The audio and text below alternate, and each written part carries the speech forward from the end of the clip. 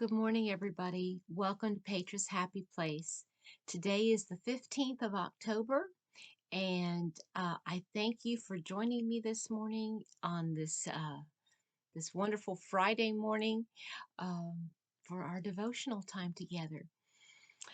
We are still in the book of Philippians, and we're in chapter 2, and we're going to start reading with verse 14 through 16. Excuse me. Um, but first, like I always do, let's go ahead and start with a word of prayer and then we'll get right into it. Dear Lord, thank you so much for this day. Help us to be grateful for it. Help us to be thankful for another day, for the opportunity to serve you. I ask that you would touch each one of us, give us that which we need to get through the day. The strength of the words, the kindness, the encouragement towards others, and the thankfulness, the gratefulness to you each and every moment that we're alive. Help us to be thankful. I ask that you would bless my tongue, bless my voice, bless those in the sound of my voice, Lord, please, and let them get a little bit of encouragement from the reading of your word. Help me to get across the points that that you've asked me to. Guide me as I walk and help those who are in need of comfort for any kind of illness, those that are in pain spiritually, that just need a little word of encouragement from you. Please use me. Help me to be a willing vessel. I ask all these things in your precious Son's name. Amen. Amen. So, we are going to start reading in verse 14 of chapter 2 of Philippians. Do all things without grumbling or disputing, so that you will prove yourselves to be blameless and innocent, children of God above reproach in the midst of a crooked and perverse generation, among whom you appear as lights in the world, holding fast the word of life, so that in the day of Christ I will have reason to glory, because I did not run in vain nor toil in vain. Boy, did any phrase pop out to you? Oh boy. Okay, first of all, let's go back to verse 14. Do all things without grumbling or disputing. Oh, I think as Christians, this might be the most difficult because there are things that are asked of us that we as humans we just want to complain. We want to grumble a little bit. We want somebody to feel our pain with us. Now, not everybody's like this. I understand that. Um, but I had a thought about this because in verse 15 it says so that, and then when it says so that, we need to understand what that so that is there for, okay? So in verse 15 it says so that you will prove yourselves to be blameless and innocent, okay? So when we go back to where it's referring to, it says don't, do everything without grumbling and grumbling or disputing, arguing. And the reason Paul said that is that because our testimony to others in a perverse and uh, crooked and perverse generation will see a difference in us, and because we are that light.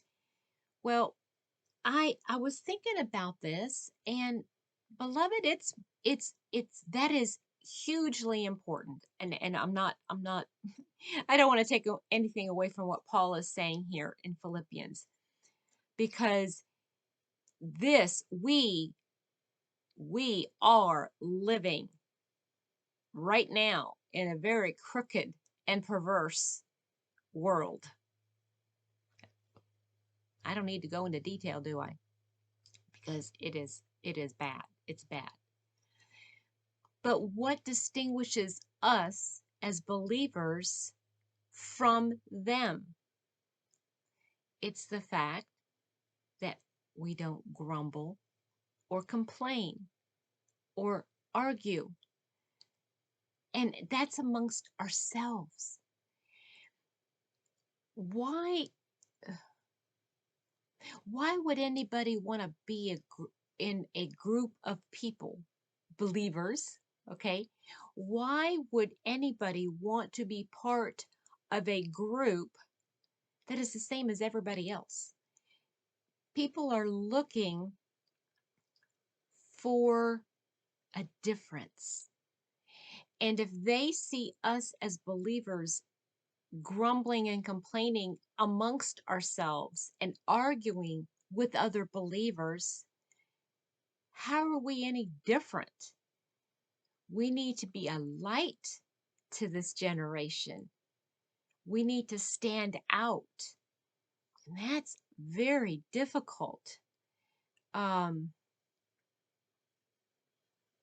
do people around you that you work with, that you associate with, that you talk with, that you surround yourself with, do they know that you're different?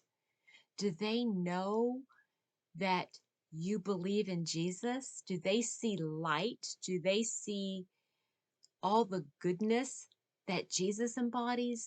Or do they see that you're just like everybody else? Let me go back and read this again. Do all things without grumbling or disputing, so that you will prove yourselves to be blameless and innocent, children of God, above reproach, in the midst of a crooked and perverse generation, among whom you appear as lights in the world.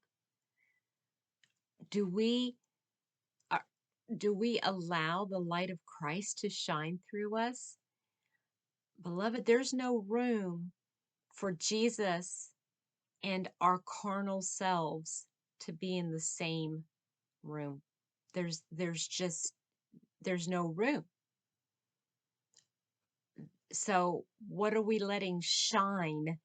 Is it our own human nature, or is it Jesus?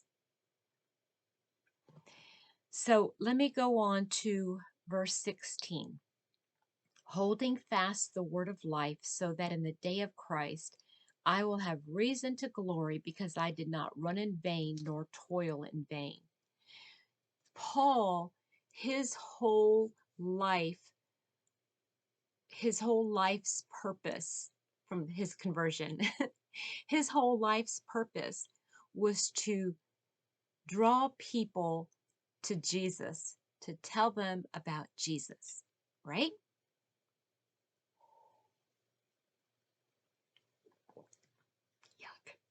Yuck. Yuck. Okay, so if his purpose was to draw people to Jesus, and his work, he toiled, beloved, he was in jail. Remember, he was in jail as he's writing this. He was in jail as he was writing this letter to the Philippians, the church in Philippi. And he's like, okay, am I in prison for no reason? Please don't let me be sitting here in prison in chains be for nothing.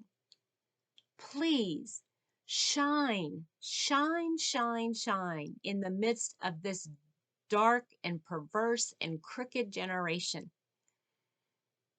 It wasn't easy. I mean, it wasn't easy then. It's not easy now. We think we have it really, really bad. Okay. A lot of us believers think we have it really bad, that this nation is just like, or wherever it is you live, is so bad. But I want us to think about something. At the time that Paul was alive, Nero was in power, or he was like he knew about Nero. Nero was, from what I understand, the worst leader, in that his main goal was to kill all Christians. He would round them up and bring them into Rome so that they could be eaten by the lions in the Colosseum. That was his life's goal, was to torture and kill Christians. They would hang them or put them on pyres and light them on fire along the streets, use bodies as lights. So a Christian, a believer, would walk down a street and there would be bodies just on pyres, on fire. Now, beloved, we do not have it that bad. I got chills. Did you guys get chills when I just said that? That's how bad it was. We think we have it bad. These people had the Christians living in this time period had a right to be scared. They knew what would happen to them if they got caught being a Christian. They knew. But Paul was encouraging them. Don't stop. Don't stop. And let me tell you, beloved, if I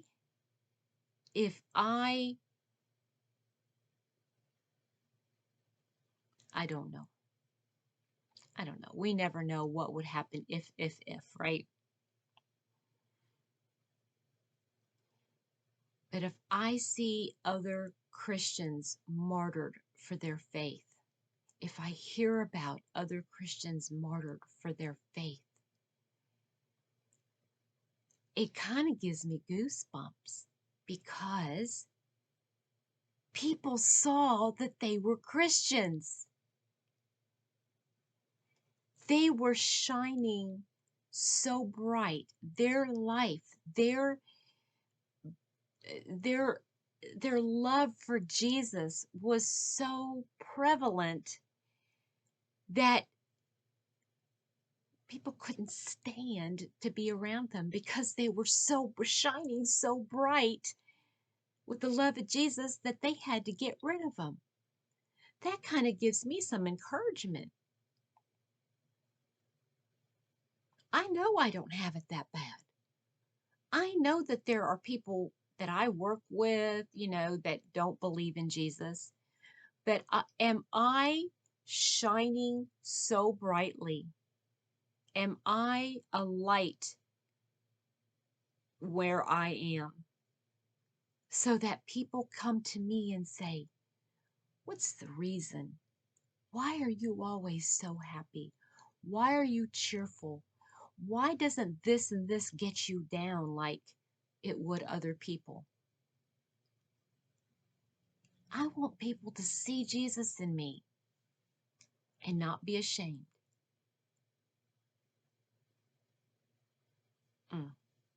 Let me read this again, and then we're going to close. Do all things without grumbling or disputing, so that you will prove yourselves to be blameless and innocent, children of God above reproach, in the midst of a crooked and perverse generation, among whom you appear as lights in the world, holding fast the word of life, so that in the day of Christ I will have reason to glory. Or the translation of that is rejoice or be glad, because I did not run in vain nor toil in vain. Right?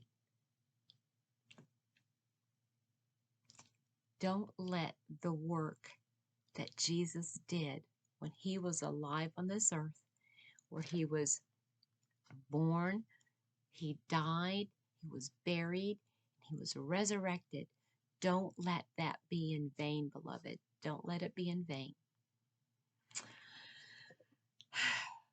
Wow, what a way to end the week.